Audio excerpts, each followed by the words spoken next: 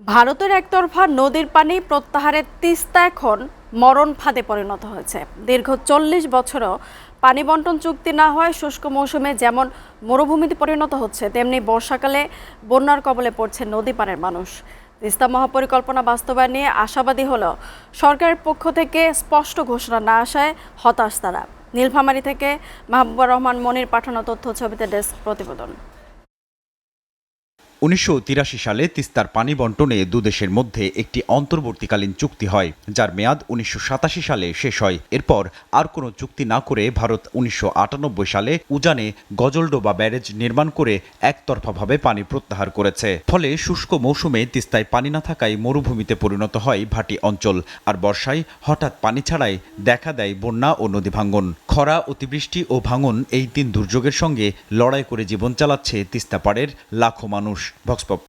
তিস্তা নদী মহাপরিকল্পনা বাস্তবায়ন করবে, কিন্তু এটা বলেই যায়, কিন্তু এই কাজটা কেউ শুরু হয় না। আমরা সব সরকার আশ্বাস দেয়, কিন্তু কেউ কাজ করে না। আমাদেরকে কাজটা করলে পরে আমাদের সুবিধা হয়। নীলফামারী জেলা, লালমনিরহাট, কুড়িগ্রাম জেলা, এই তিনটা জেলার অনেক অলরেডি নদীগর্ভে বিলীন হয়ে গেছে। তিস্তাপাড়ের মানুষের মধ্যে নতুন করে আশার আলো জাগিয়েছিল তিস্তা মহাপরিকল্পনা।